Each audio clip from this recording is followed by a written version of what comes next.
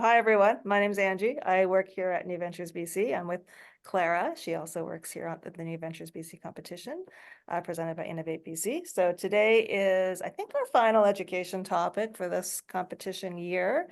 And it's on financials for startups with Pieter Dorsman from the Angel Forum. And Irene Dorsman from the Angel Forum is also here. And she'll talk about what the Angel Forum does at the beginning as well.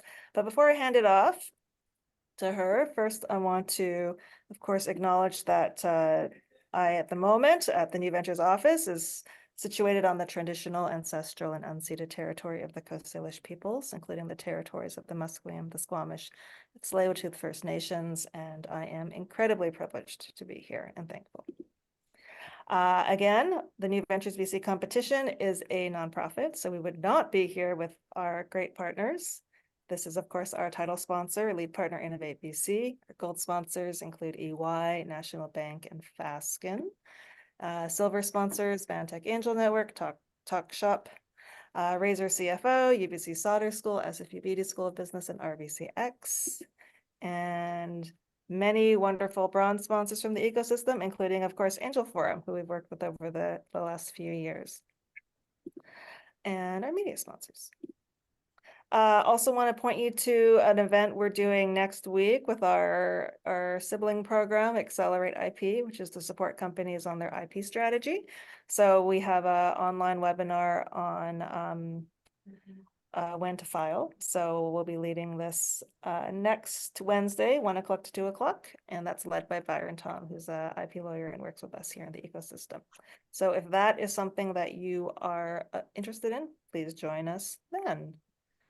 Otherwise, back to today. So today I will say, as part of the competition, I'd say one of the most consistent things I hear is that the startups that are being reviewed often need to work on their financials. So what that means could be various things, of course, but that is something consistent we hear. So to help with that, we asked Angel Forum to give a talk on this particular aspect of the startup journey, because there's a lot of different components, and I've always appreciated how clearly Peter has the ability to break things down for us. So I'm going to stop sharing now, and I'm going to pass it over to Irene Dorsman to first tell us a little bit about the Angel Forum, and then Irene will pass it over to Peter.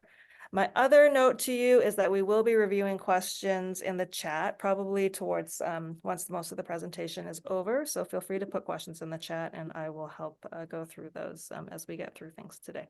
Irene, over to you.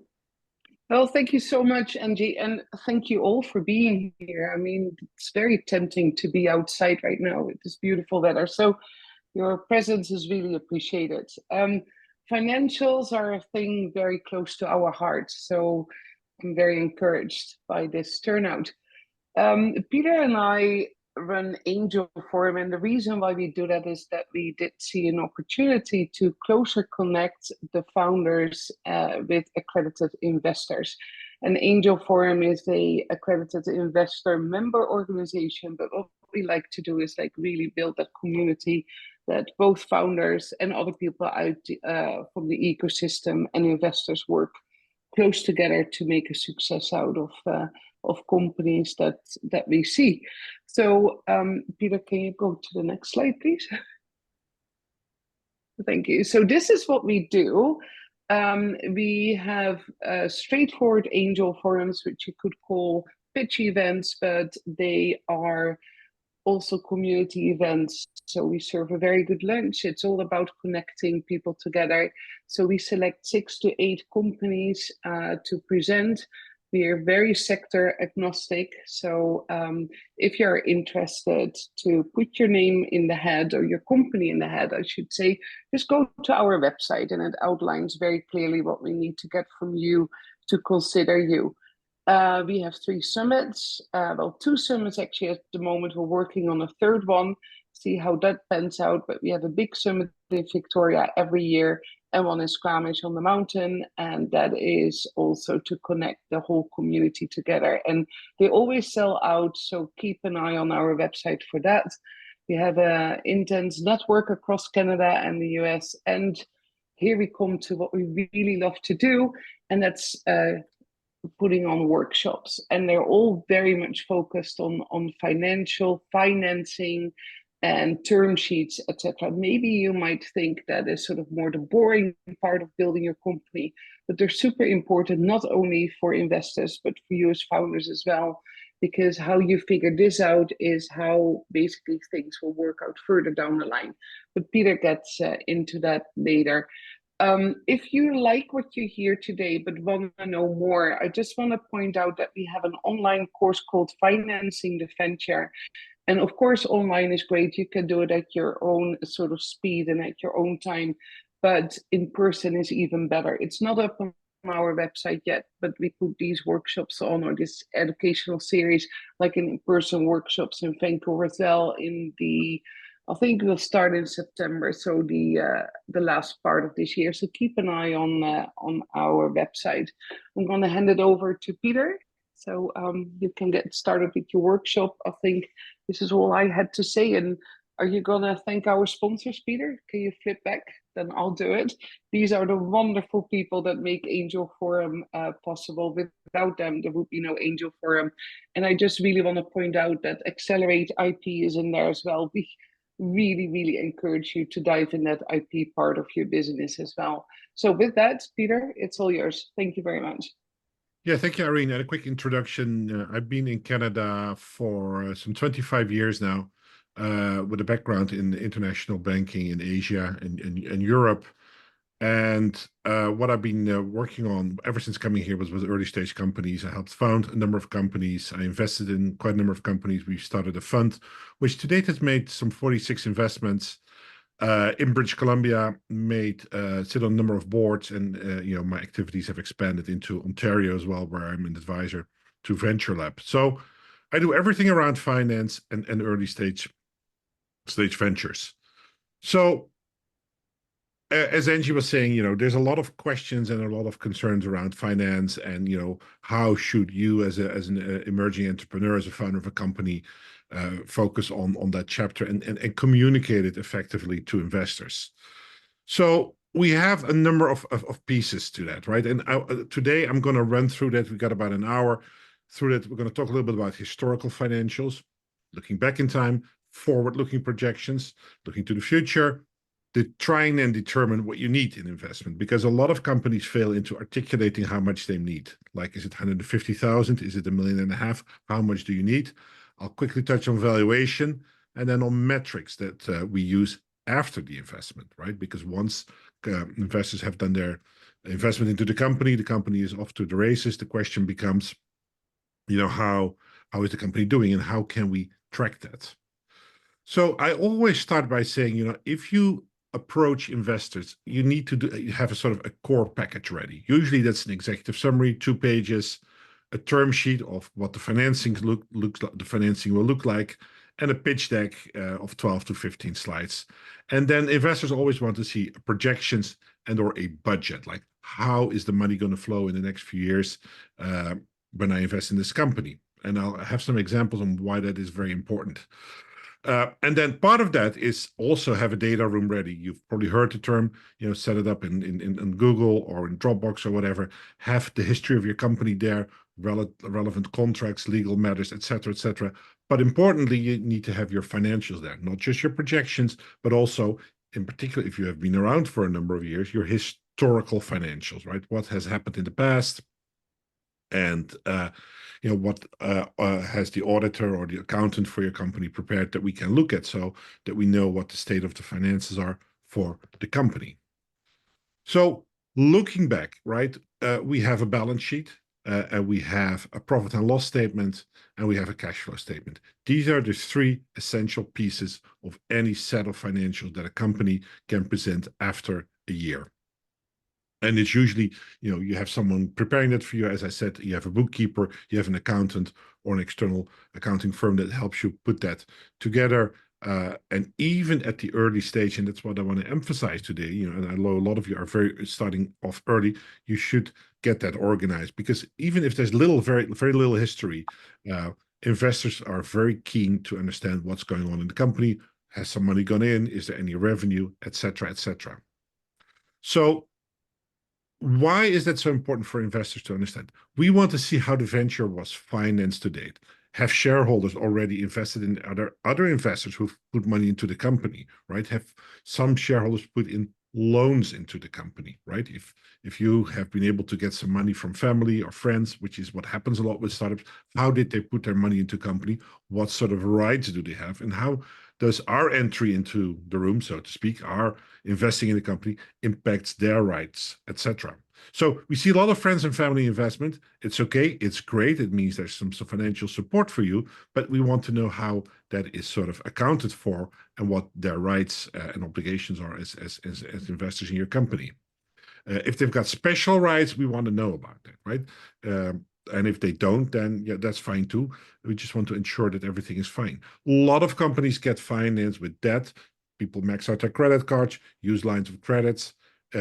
Fine, but again, investors want to know what the situation is like, and it's also sort of a test to see if you've been able to get government funding, like funding from NRC, from NSARC, your SHRED returns. If that money is coming in there, it's great. It means that you've been validated. It means that you've been supported, and investors take a lot of comfort from that. And they also know that these entities will have done some due diligence on your company.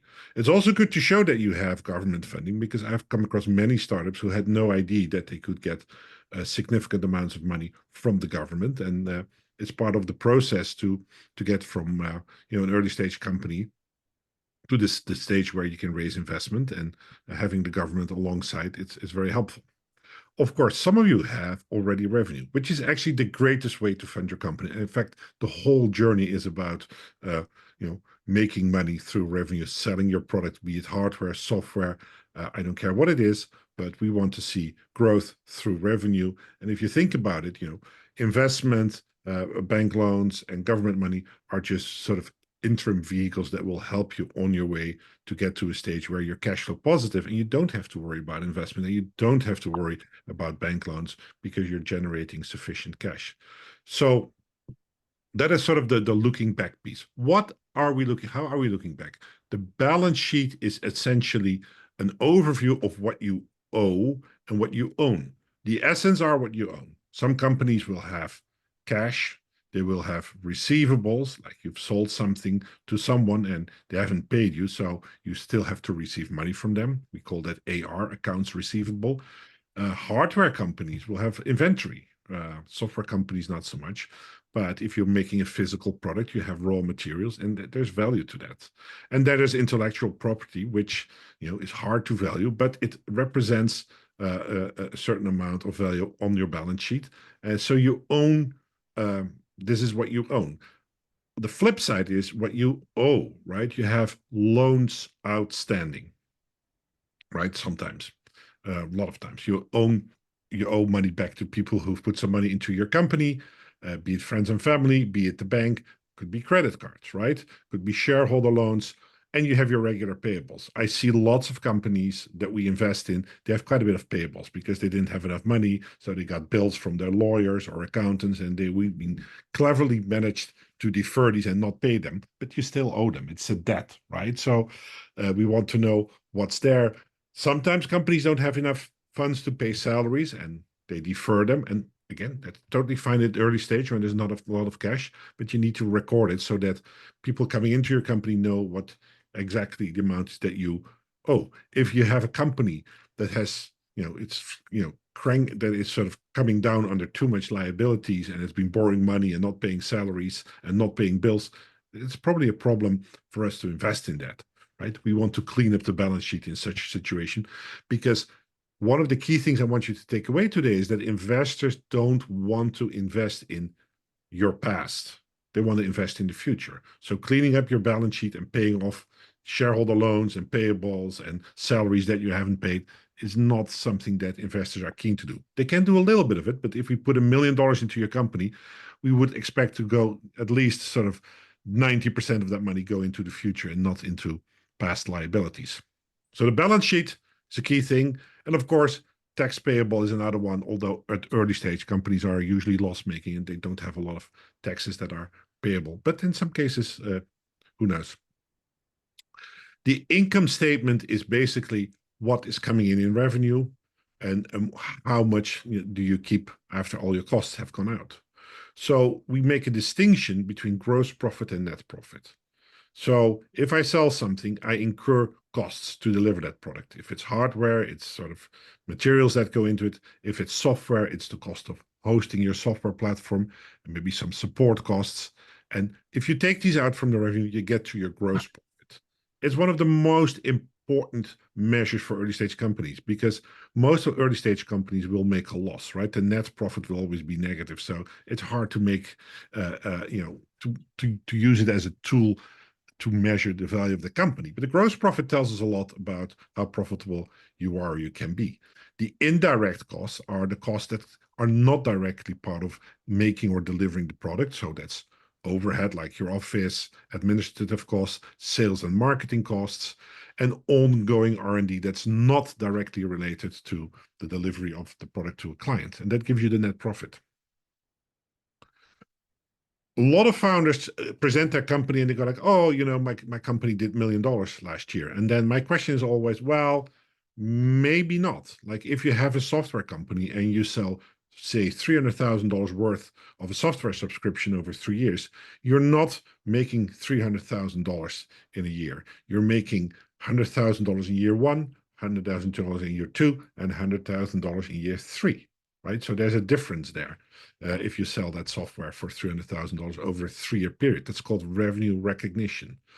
And then the question is, in a lot of cases, you may not have received that money. It's very rare, but it happens that you get all the $300,000 up front, but it's more likely you get paid the $300,000 over 3 years. And sometimes if you have a bad client, you may not get the entire 300,000. So we look very closely at what is the quality of the revenue that is coming into your business? How do you recognize on the balance sheet? And what is the cash situation? In particular for software, we look at monthly recurring revenues and annual recurring revenues. And then the gross and net margin. And we'll go to a more detailed example. But if we take from the gross profit, we take the net profit out. As I say, I always put it in 3 buckets. I have R&D, sales and marketing, and admin and overhead costs. Like we like to see the admin and overhead less than 20%. If you're spending more than that on your office and executive salaries and your legal and accounting costs, you're spending too much there, right? So that needs to be below 20%. We like to see a lot of spend on sales and marketing. But by the same token, clean tech and biotech companies will have less sales and marketing costs and much more R&D expenditure because it's a longer journey. And that's fine too. What I'm trying to get across is that we try to break down the quality of your expenses. How do they stack up? What are you spending where, to get a better understanding of your business?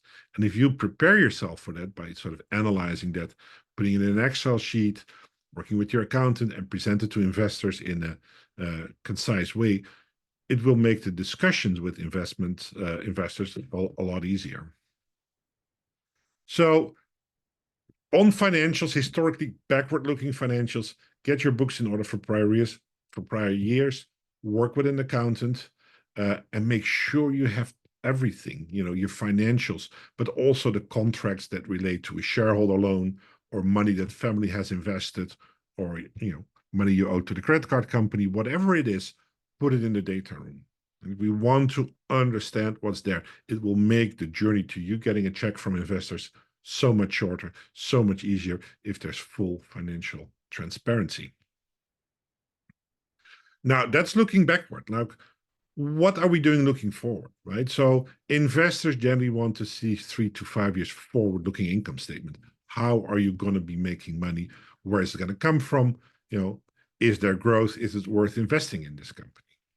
It's very hard to do. In particular, if some people want to say, well, we also want to have you a forward-looking balance sheet. So you don't always have to do that. It's useful, but if you're financial savvy enough, you can do it.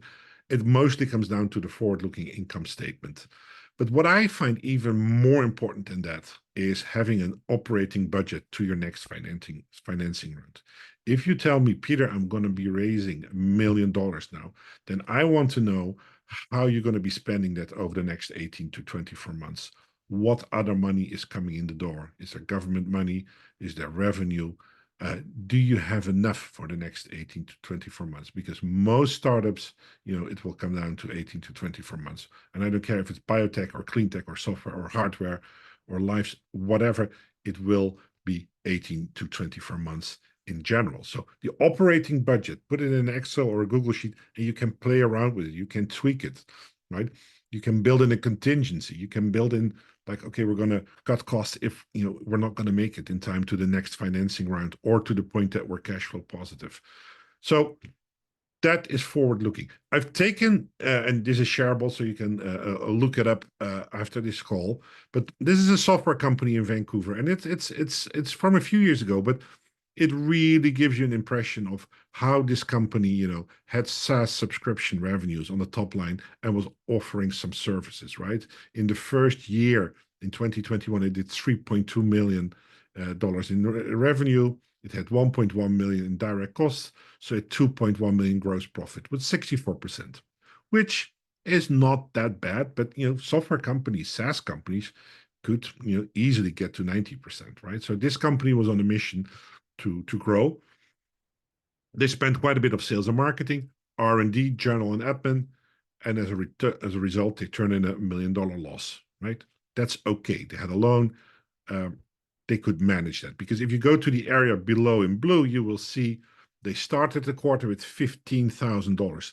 They lost $465,000 in the quarter, but they got some money from NRC and they raised an investment round of 750, so they were cash flow positive. You take that cash flow positive number to the beginning of the next quarter, where they again lost money, but they got their shred refund in, and they ended in the plus. If you follow that line from Q1 to Q2 to Q3 to Q4, you see how their loss is shrinking. So the investment in the company, the sales and marketing cost, is paying off, right? In Q3 in 2022, they were all of a sudden in the plus, right? And they had surplus cash. They were not only were they increasing their gross margin, they finally could start to measure a positive net margin of their operating income, and they were less reliant on shred and investment. So they were cash flow positive. So a great story. I use this format because and behind it are, of course, sort of monthly breakdowns, sort of. So you have a sheet with the sales and marketing costs, the sales with revenue, the sheet with, you break everything down, and this sheet summarizes it, but it gives you the ability to track sort of the cash coming into the company, and the red number tells you you're making a loss. How do we finance that? Most companies are able to do a bit of investment, a bit of shred, a bit of NRC. Sometimes they take out a loan, and that way they have the fuel in the bank, so to speak, to grow to a cash flow positive situation over a longer period of time. It always takes longer than you think, and that's my experience. But that's okay, right? And that's why we are, as investors, we're here to help you along, and help you plan your cash flow and be there as investors to help create the growth story. So if you do forward-looking statements, keep it very simple, right? Don't go into too much detail, but given a reasonable assessment of where your business is going, where the revenue is coming from, where you're going to be spending your money, and break down the revenue, what it's coming from, and what the costs are to deliver these. I don't want to see a hockey stick, right? The proverbial, hyper growth. I had a company 2 years ago in Ontario. It's a software company, and it's actually doing a Series B financing right now. The founder of the company, she said, Peter, in year 3, we're going to be doing $1 billion. And I said, there's no Canadian company ever that has been able to grow to $1 billion in less than in 3 years. That's ridiculous, right? She didn't know that, right? She looked at the market and said, like, oh, we're going to go big. At the same time, you don't want to be too low, because then investors will say, oh, well, it's not interesting enough. So it's hard to find sort of what is reasonable, the reasonable sort of middle. You cannot be too conservative, but you cannot go too crazy. So it's a bit of effort. You have to look at your market. It's a whole different discussion how you come up with these numbers. But I'm trying to get across sort of how you need to think about finances and projecting finances, and how your business can potentially grow if you have the resources that you're looking for into a certain revenue level. It gives you your cash needs. This is where a lot of founders go wrong. They underestimate how much cash they need. And that's usually because it takes longer to get to revenue. And that is fine. You're not going to get to revenue if you say it's going to be a year, I will tell you it's going to take you a year and a half, maybe 2 years. Right? Investors need to know when you're going to run out of money. When is the next call for money? Right? If some businesses are able to go to cash flow positive, but 9 out of 10 startups that go through the new ventures competition, that get angel funding, seed funding, VC funding, they will do multiple financing rounds. We want to know when that is, because we want to know if we can finance the company in the next phase, right? If it has made enough progress to warrant the next financing, and how much money. We don't want to finance situations that are going wrong or have big problems. So when you talk to investors about your forward-looking financials, project growth and optimism, but keep it real, right? Keep it grounded and don't go too crazy with it. And then you'll say, Peter, yeah, that's great, but what do you really need in dollar terms? Right? How do I figure that out? The number will come from your budget. You will have a budget that you know how much you're going to be spending on R&D in the next, or to finish your product, or to finish your MVP in the next few months. How many people you will need to start marketing the product. There will be some travel costs. You will need to hire maybe an extra developer, a few extra developers. You may need to have an admin person or a CEO who's going to run the operation. I'm recently invested last year in a company that's building a factory, right? Well, that's a whole different story, right? So you have to build a budget around it, and that number will come out of that. Say, give it a number of milestones. We're going to be doing this in this quarter. This is going to happen next quarter. This is going to happen that quarter. And each quarter, we're going to pull the funds from either from investors or from the government, or we have revenue, so that you build the story of how you're building your company and how you are actually financing it. And be conservative, build in a cushion. If you need $1 million, then don't be afraid to raise 1.2 or 1.3 million.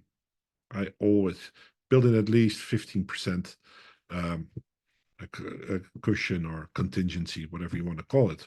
But be confident about the number that you ask for. Really important. A lot of founders don't know. They come up with a number, oh, we need $1 million. Well, why? Are you sure about that number? Are you confident?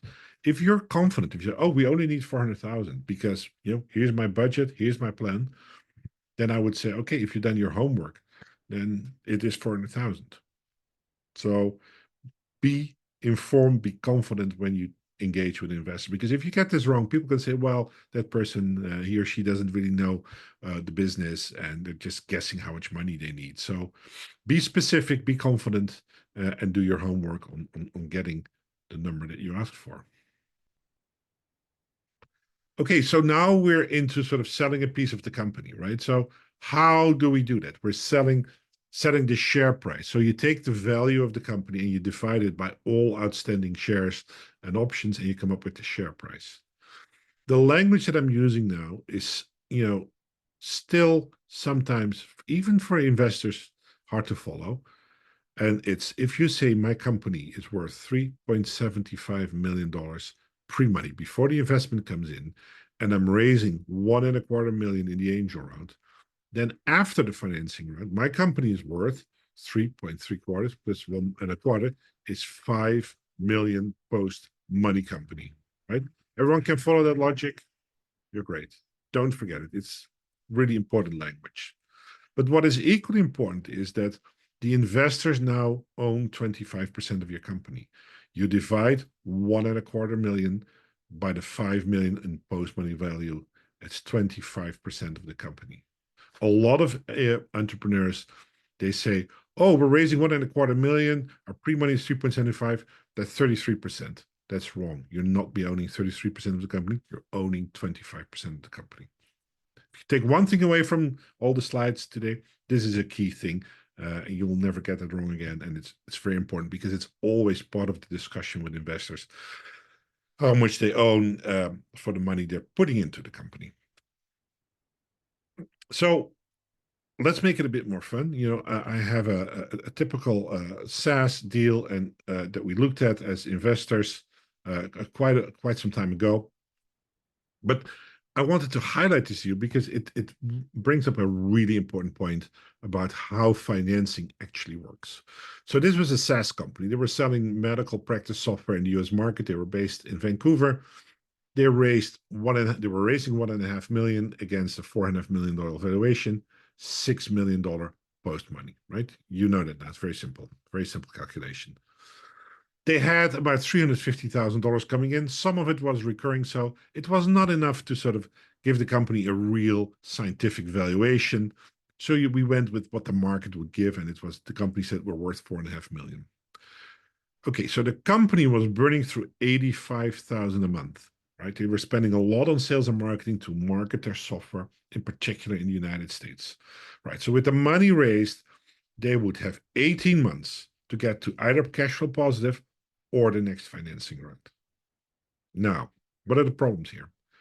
If your post money is 6 million now, right? Then investors will want to see a much higher value at the next financing round, like 8, 9, or 10 million. Right? If it's 6 million, it's a flat round. If it's less than 6 million, it's a down round. So they have to raise at least at $6 million in the next round. But they will also then have to show the revenue to justify a $6 million valuation. And they have only 18 months to do that, right? So can they do it? Can they raise enough money, or can they raise enough revenue? Can they bring in enough revenue to validate, a higher, at least 6 million or higher valuation in the next round? And they don't have a lot of time, right? They're getting $1.5 million into the bank. Say, like I said before, they have to settle some legal bills. They have some financing costs. So there may be only 15 months if you add in the cost to do the financing. Worse, a financing round will take at least 6 months, which means this company has to get their financing story out 9 months after raising this financing round, right? So in that short 9 months, they have to prove that they can deliver rapid revenue growth by spending all that money to get into the various medical clinics in the United States they were targeting. And we looked at the financials and we were very concerned that they were not able to do that. It was a competitive market. They were burning a lot of money. And we turned down the deal. And in retrospect, it was a good thing because the company was not successful. What was the real problem with the company? I think, they needed maybe more money to and a longer time window to grow into their market, which was a tough market to begin with. So it was not an easy deal. But I'm showing this to you to when investors look at the valuation and look at where the company is today in order to invest, what they're really thinking is, where's the company going to be in 18 months? What's the next stop at the station? How do we get from today, point A, to tomorrow, point B? That's the journey. That's the journey. So if for investment, communicate how much you're raising, discuss what structure you're using. That's a separate workshop. We can talk about that for a few hours. Is it common shares, pref shares, a safe or convertible loan? Disclose how your use of funds is, how much money you have raised to date, how much has come from founders, and what are the potential exit opportunities. That's what investors want to know when they have sort of the financial picture, like where are you coming from, how much you need now, how's it going to go into the company, how are you going to be using it, where are you going, and how can you potentially exit the company, who's going to buy the company, are you going to go public, stuff like that. So I use, I'm sure you're going to be doing pitching and you're going to have to communicate, what you're raising and what you're doing in the new ventures competition. So I always go like, what companies did we invest in that did a good job of presenting that to us? Now, this was a fintech company here in Vancouver, and they raised $500,000 against a $3.5 million pre-money valuation. So post-money, $4 million. So they said, we're going to use these funds to determine the Canadian conversion rates by channel and segment, and we need to keep development going. That's how it's going to go into the company. We're going to be spending 15% on operations, a little bit on compliance. It's a fintech company. Half the money will go to sales and marketing, and about 30 will go to ongoing product development. Total standard deal. But what they were able to tell us is like, okay, this will give us 1.5 years, my famous 18 months runway. At that point, we'll have $50,000 in monthly recurring revenue, and we'll have about 2,000 active users. This is a good financing. It's not perfect, but this is a good financing slide because an investor, I know what piece of the company I'm getting, how the money is going to be spent, what sort of revenue they're going to be driving, and how they're going to get that by spending the money in certain buckets: operations, compliance, sales and marketing, and product development. This is an even better slide. And, to be honest, I was involved in this. I'm advised the company, I sit on the board of the company, and I invested in the company. It's also a software company. And they said in their slide, and they do sports softwares for large sport organizations, we're raising 1.25 million via preferred shares. That gives you a 20% ownership in the company because the pre-money valuation is 5 million. Before this, about the founders put in $500,000 through family loans, et cetera, and we've got a 700,000 loan from Venbridge, which is a venture SRED lending firm out of Toronto. We're going to be spending this percentage on sales and marketing, so a big chunk, right? This is a company that was product ready, knew what its market was, so they could go big on sales and marketing. This is what we're spending on development, and 20% will go into admin and infrastructure. And we think that, over time, these larger companies, the Stack Sports and Active Network, will potentially acquire us. If not, there will be private equity firms that will probably take us over. I think this is a brilliant financing slide because it gives you all the information, in particular the financial information that that investors will want to see. It's a good summary. It took some time to get it in place because the founders had to sort of dig up the information. They had to sort of do their calculations. A lot of work goes into a use of funds calculation, right? A lot of work goes into negotiating the valuation of the company and the share structure. Right? So it's not like bang, here it is. There was some work involved, but it was good work and it was done jointly with some of the lead investors and the advisors of the company and two very active founders who knew their industry, who were very good at crunching their numbers. But they just needed the growth capital to take the company to the next level.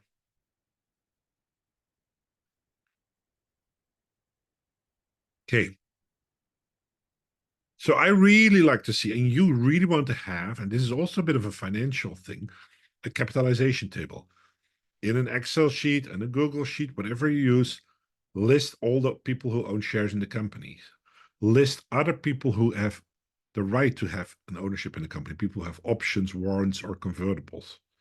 And you set aside a number of shares for future employees for the board. So it's all about ownership. So if you're projecting future revenues, you can also project the future ownership of the company, right? We're going to be raising $1 million now. Then we're going to be growing to $10 million company. We're going to be raising $4 million down. And then a few years later, we're going to be raising 10 million against $20 million. Investors want to see a capitalization table because they want to know who is who in the zoo, who owns what. But for you, it's also a tool to sort of see, how do I divvy up the ownership? How will that ownership grow over time when we got other people coming into the company? And our ownership will go down because we're giving up a piece of the company. So we'll own less, and then we have to give some more to employees. So it's a bit of a journey. But we can capture that in a forward-looking cap table. Founders are always very nervous when they talk to me. Like, Peter, I'm going to lose my majority ownership of the company. And I go like, take a look at this forward-looking cap table. In the first round, the company raises $1.5 million against $5 million valuation. Post money, the company's worth 6.5. The angel investors have taken 23% of the company. The founders own something that's worth 5 million. They started with a 5 million pre-money ownership. They're going to do a seed round, a larger round. Some smaller funds are coming in. There's a lot of interest. Companies doing well. We can double the valuation to 10 million. The company can now raise 3 million and will have a post-money value of $13 million. Founders still own the majority, but less. The angel investors don't own their 23%, but it's gone down to 13%. And the new people in the room own 23%. However, the founders' ownership has gone up in value. It's gone from 5 million to $8.3 million because there was an increase in valuation, even though their ownership had gone down. Company is doing very well. A few years later, it can do a venture round with large venture capital firms. The pre-money is 20 million. We're going to raise $10 million. Aggressive venture capitalists take a third of the company. Everyone's going down in their ownership of the company, right? But the company is worth so much more. So much so that the founders, who are now no longer controlling more than half of the company, but only have 43%, their stake is now worth $12.9 million. So it's not something to worry about because investors don't want, it's not our goal to put founders in a minority position. It's our goal to capitalize the company and grow the pie for everyone. So the question is always, do you want to have a big piece of a small pie, or do you want to have a smaller piece of a much bigger pie, right? I think Jeff Bezos he's got like 80% left of Amazon. Right? So that's sort of how you have to think about these scenarios. You can sort of model it out, and behind this cap table, of course, is a more detailed sheet with names of people, share accounts, etc., and it will spit out the percentages and dollar numbers. But it's a good exercise to think about how to capitalize your company when you're going through the finance work, and what it potentially could look like in the future. Some companies don't need to do many financing rounds. Some companies don't need to do venture rounds, right? They can get by with an angel round and seed round, or an angel round and some bank loans, and they're off to the races, right? Depends on the industry you're in. Life science companies, biotech, clean tech, climate companies, they probably need more capital. There's more R&D involved, and the journey to the market takes longer, and that's more capital. And that's fine too. So think about it that way. So I have one other fintech company. I'm not just about fintechs, but it so happens that I have some good examples of that. This was a real thing that happened a few years ago. This company, the guy was raising $1 million at 4.4 million pre-money. He was selling 18.5% of the company. Great, right? Pretty standard deal. But in the middle of that, a larger credit union popped up and they said, we want to invest $1 million too. Right. So all of a sudden, the founder's ownership went down, and he was about to sort of lose about a third of ownership in the company. And he was very nervous about it. He has very mixed feelings. He called me, Peter, I don't want to do it. And I'm struggling with it. And this is not what I had in mind. And I go like, look, think about what's happening right now, right? You have more money than you could have dreamt of, right? Twice, double the amount of money, from 1 to 2 million. But you bring in its strategic partner, right? The credit union is going to funnel a lot of its clients to your platform. And as a result, you have a lot more revenue than you think of. And as a result, the value of the company has gone up exponentially. The value of the company increased exponentially despite the increased dilution of the founder, that the founder experienced. So that is the way to think about it, right? It's a real sort of, I wouldn't call it struggle, but it's sort of a journey. It's sort of figuring out what's the optimal sizing, how much is going to do for the company, and can I increase in the value? Basically, we invested in this company in the round after this. It's now like a $15 million company, right? So we invested back then in the first one and in the second round. So it became a growth story. Why did it become a growth story? Because he had a lot more capital than he thought he would have, and he had a strategic partner who brought real credibility and a lot of clients to the company. So I think this is a fun story, and there's a lot of lessons in it that you can take to heart. So after the financing, you produce a lot of numbers, right? You have your accountant is up and running. You have lots of data throwing your money, and you're going to report back to investors on your marketing spend, your social media likes, page views, subscribers, downloads. We're growing. All of these indicators are growing, but these are vanity metrics. They don't tell me anything about the business. They're important, but they don't tell you what the real growth in the business is. For that, we have real financial metrics. Annual recurring revenue. How is the annual recurring revenue growing? What percentage of your revenue is actually recurring? It's a subscription that's coming back. What are the gross margins? And what, as an investor, I'm very worried about those. How much cash are you burning? You can spit these numbers out in a monthly or a quarterly report for yourself as a business owner, but also importantly for your investors.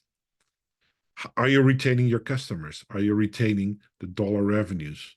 What is the lifetime value of a customer compared to the cost to acquire a customer? This is actually a number that we're using a lot in SaaS. What's the average service price for a customer, right? What customer size? I was on the board of an ed tech company, and we said, we have too many small clients. We need to increase the average price that we're generating per average sales price per customer? What's the average contract length? All of these are easy metrics. If a customer comes in, how much time does it take it for the customer to pay back? How much time does it take to what percentage of marketing leads is conversion? How many marketing leads are we generating, and how many of them are converting to real sales? There's tons of data. I worked with an entrepreneur in Alberta, and I told her to do this, and she said, Peter, that's too much work, and you need to give extra hours to my bookkeeper or my accountant. I don't want to do it. I said, look, you need these numbers for your business anyway. It's not just for us as the investors. You need to understand what these are in order to better run your business. And they may not work for life science and clean tech companies who are still in the development phase, right? But even at some point, they will get revenues in the door, and they will be able to track these numbers. So think about, these numbers. If you can report them prior to the investment, if you have sort of data that can help you with your customers or with your investors, then great. Most often times, you start to generate these data after the investment. Once your company starts growing, you have systems in place. You have a good accountant or bookkeeper or CFO type person who can help you crunch these numbers. And then it's easy to report them out. I invested in companies who crank out these reports on a monthly basis. Sometimes they do it quarterly, but we have a good idea. And that's not that we want to control companies or sit on them like it should be this. We want to see that the company is doing well. And if some things are not going well on the financial side, investors are there to help. Right? We're not the angry sort of people who want to wag their fingers like you should be doing better. No, it's like, oh, the financials are tracking that way. Is there a problem? Can we help? Can we bring in more money? Can we help you find more customers? Can we help you improve the process? As I mentioned, I was on the board of a company that spent a fortune on marketing efforts, and the conversion rate was terrible. And we said as a board, like, you're marketing in the wrong direction. Let's spend time on that. You're targeting the wrong audience. There's something not right here. And it took quite a bit of work to turn that around. But we had the data to say, okay, this is working, but this is not working. So we'll have some time for questions. I see lots of questions coming in on the chat. You need financial information. Why? By law. For financial statements, they need to be approved by your shareholders in Canada. That's in particular in BC, that's a requirement. Every year, you need to send a set of financial statements to your shareholders for approval. It's a standard thing. They will always be improved, but you need to do it. You will need it for your annual tax returns, and you claim your tax credits and your SRED returns. Very important. You can get a lot of money from the government, but they want to see your financials. And then for us as investors, we want to show the past, present, and future of the business and what you actually need. Again, I keep saying it. How do we get from point A to point B? How much money do you need? Where will you be in 18 to 24 months? How much money is it likely that you will need then at that point? But most importantly, you will need financial information for yourself to run your business on a daily basis. That's it. I see there's lots of questions, so Yes, I don't know where to start. Irene's been doing a great job triaging, so I don't know if Irene, you want to lead the Q&A here. Yeah, I can just, there's a few that I defer to you, Peter. There's a few that I answered. Let me just scroll through it. There were a few that were very good, especially for this market. I'm just gonna start with the first one. The question was if you could talk a little bit more about an up, down, or flat round thing. Like that companies always need to grow, so it might actually be better to take low investment at first so you don't get out over your skis too fast. I think that's a good question, especially in this market, and how that sort of compares to valuation in an earlier round. Yeah, that's a really good question. And a down round is, okay, you're raising at a $10 million valuation now, and 2 years later, things are not working out, and you need a lot more money, and you need to raise at 5 million. Then, the founders and the people who invested at them will lose big, right? So that's a big problem. It can be very nasty. It can be very painful, and it's not good for anyone, right? A flat round doesn't indicate any growth, so that's not good either. So we want to see growth in valuation. We want to see growth. But the question is, how much do you need to raise to affect that growth? And right. I mean, I had a company this week coming, and it's like, oh, we need to raise like $2 million to do this, this, and this. And to me, it felt like they were very early. So if they were raising 2 million against a valuation of maybe 3 or 4, they would be giving up way too much of their company. And to them, I said, you're much better off to raise a smaller amount, 400,000 or 500,000, and build out what you have to a point that it makes real sense, that you can demonstrate some growth or you have validation of your product, and then go for the larger amount. So it's really dependent on your business. Irene alluded to the market. It's not a great market now to raise money. Unfortunately, it was a great market during the pandemic. Valuations were high. There was lots of money sloshing around. It's not the case. Interest rates are high. Interestingly, the public markets are very high. So a lot of people are there, and a lot of angel and seed funds are much more careful.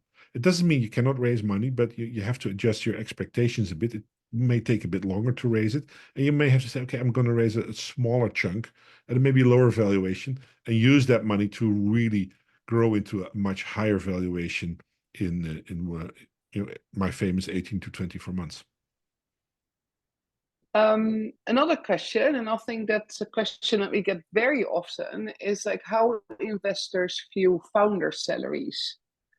Yeah. I think the general idea is that investors don't like that, but let me tell you, we do. Peter? Yeah, that's total nonsense.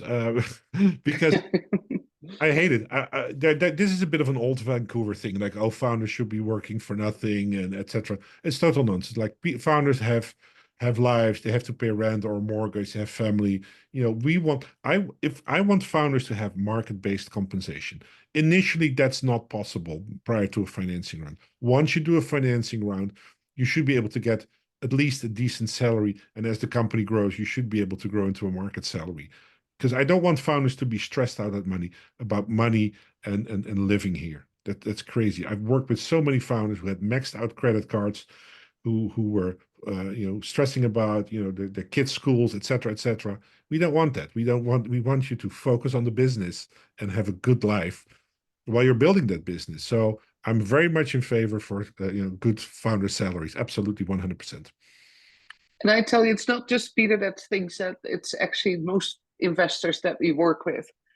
Yeah. The other question, we have a lot of questions. I love it. So keep them coming. It's great. So Peter, what is a common structure to give early employees? The difference between equity and options? I answered that like it's good to have sort of set aside 10% for options to employees. Yeah. But can you speak a little bit options, equity? Yeah. So an option is not the ownership, right? An option needs to be exercised for a certain price. They pay for the shares at a later point in time.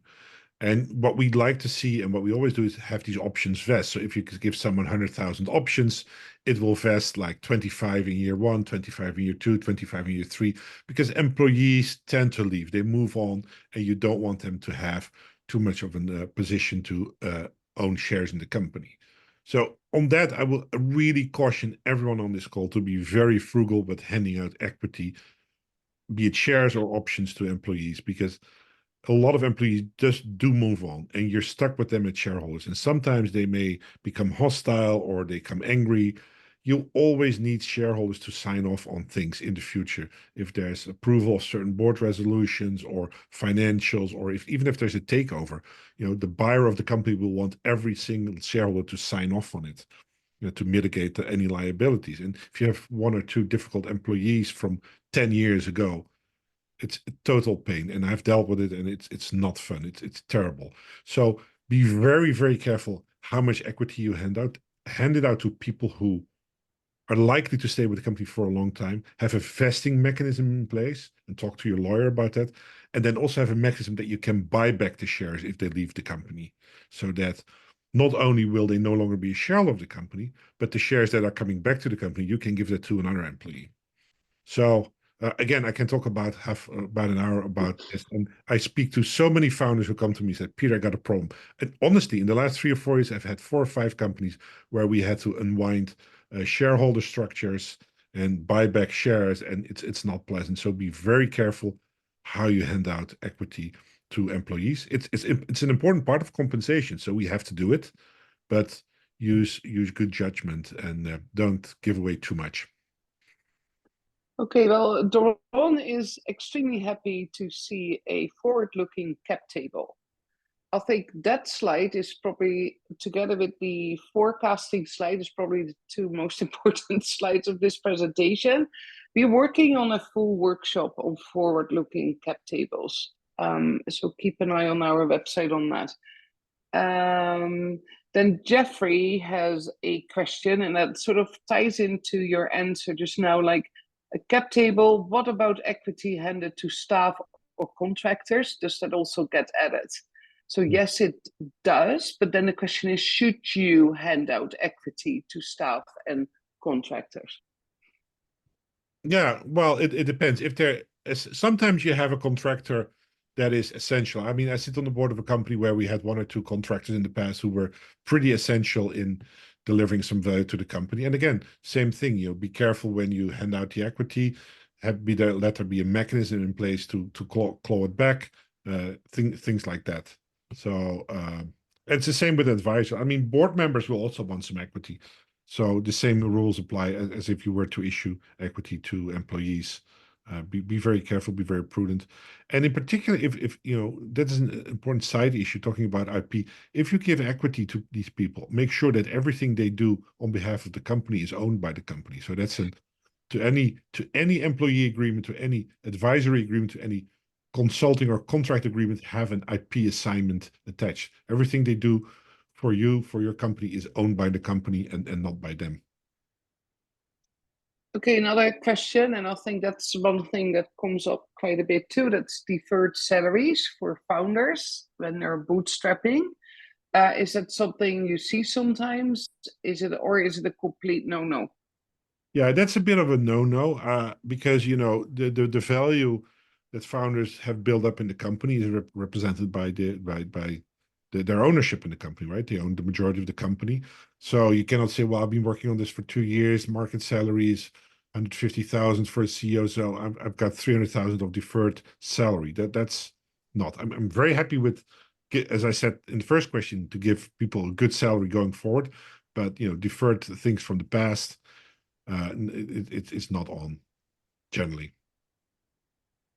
Okay, So we're at 2 o'clock, so I know Peter's stay on a couple more minutes, so we'll maybe Okay, wrap up. let's do three more More questions. Okay, so you have to leave. Feel free. Thank you for joining us. I will just say some of the questions that financing the venture course Irene mentioned on the Angel Forum website. I think a lot of it digs into a lot of the questions you had. So definitely go to their website, check that out.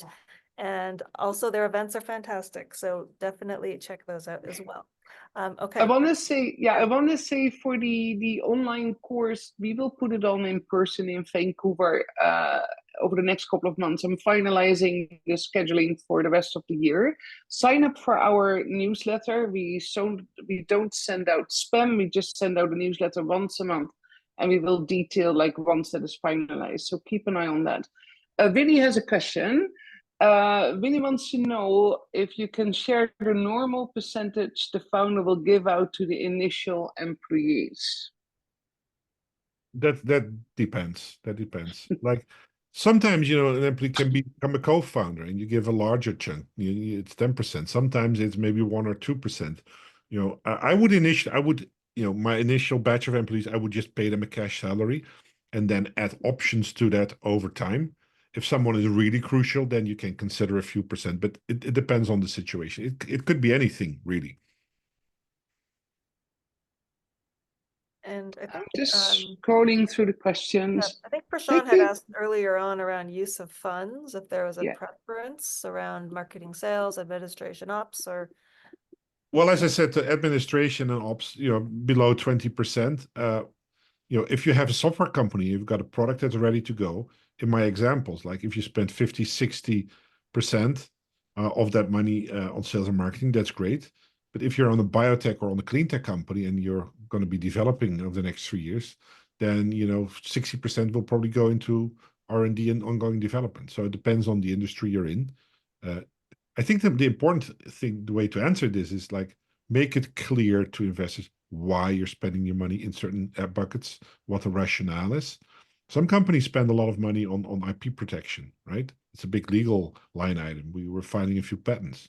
So it's just a matter of explaining the rationale and communicating that to your potential investors. All right. I Okay. think that might be it. I think we're ready to wrap. So great. Well, thanks everyone for staying for the hour and the Q&A as well. Peter, Irene, very much appreciate all you do for the ecosystem and for giving such a detailed, interesting presentation in an hour with a lot of new information. So appreciate you offering all that info to the startups. Pleasure. Very All good. right. Thanks everyone. Have a great afternoon and we'll see you at the next one. Thanks again, Peter. Goodbye. See you later. Thank Bye. you. Bye.